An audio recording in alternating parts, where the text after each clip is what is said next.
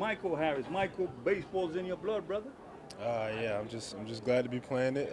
My dad played, so I'm just glad to carry on this legacy for him. Yo, what do you remember about playing ball with your pops? How did you get into baseball? He got me into it when I was like 3. He was my coach all the way up until I was about 11. So I learned a lot of the stuff that I know now from him, and he's still kind of my off the field coach. I guess after a game, he gives me some feedback and tells me what I should do and shouldn't do. You know, I do the same thing with my son, and it's amazing how the father and son combination works. Hmm. You know, at the beginning, you get pissed off at your Yeah, pops yeah, because it's making you run, right. maybe you not, and then afterwards, say, man, you know what, pops was right. Yeah. That ever happened to you? Yeah, that's exactly what happened with me.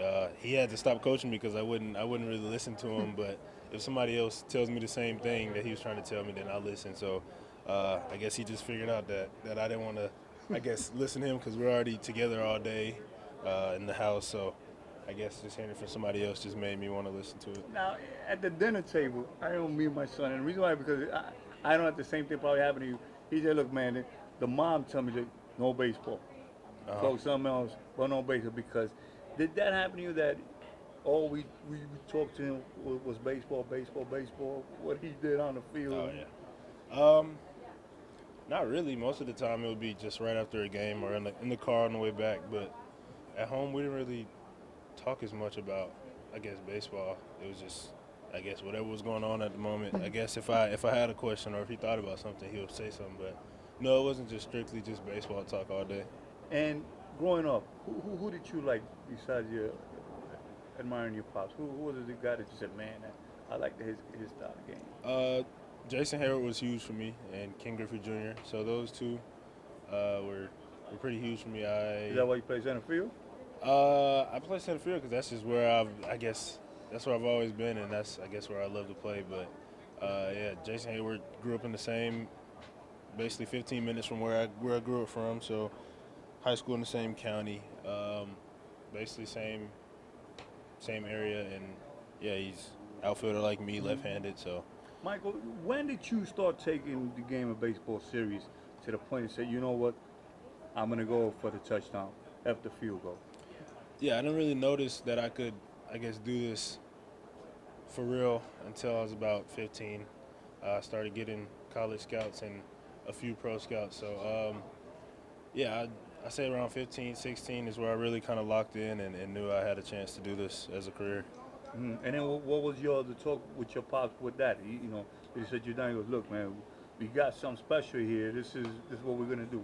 Did he plan it out for you? Or Yeah, his main plan was, I mean, do whatever he could to get me to college first, and then I guess once I get to college, I do whatever there, and I guess try to get drafted. So I didn't take the college route, but high school was enough for me, I guess, and I'm glad I took that route. now coming to Atlanta, it's got to be something big. Being with all the history that Atlanta has, that must have been great being drafted by them. Yeah, definitely. Because especially because I'm from Atlanta, so I didn't have to go anywhere. I know a lot about the organization and I guess how much it means to the fans. So to be a part of it now is pretty huge, and just glad that I was from Atlanta and don't have to leave. Now, here in Atlanta, you have somebody special. You got Ron Washington. Could you talk to me about what's it like having him on your corner, having him at third, and just having his back? Yeah, a lot of people call him an infield guru, but I like to call him a baseball guru. He knows a lot about the game. He's been through a lot. He's been a manager. He's been to World Series. So I don't know. He knows so much, and it's just good to have him as a third base coach, and having him there to know certain situations to try stuff and not to try stuff, and just learning from him every day, honestly.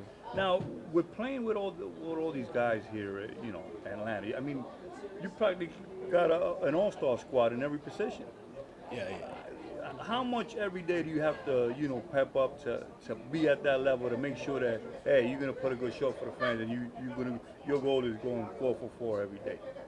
Yeah, it's really just, I don't know, having a good work ethic and knowing what you want to do when you come out every day. Yeah, this team is pretty talented, and um, we can't get lost in the talent. You still got to prepare each day like you can still lose. And yeah, just being around them makes the game a lot easier for me.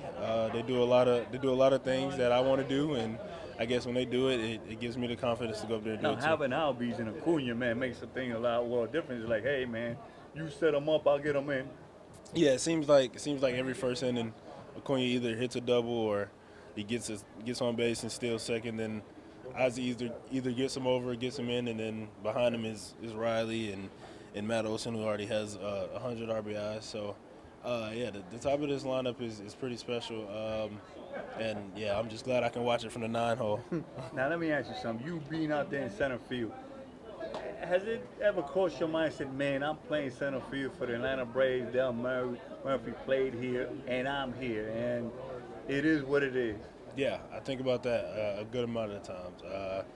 Just like I said, I'm from Atlanta, so I watch a lot of the games, and then being able to put that jersey on and roam that same outfield that a lot of greats played, it's pretty special. So I think about that a lot.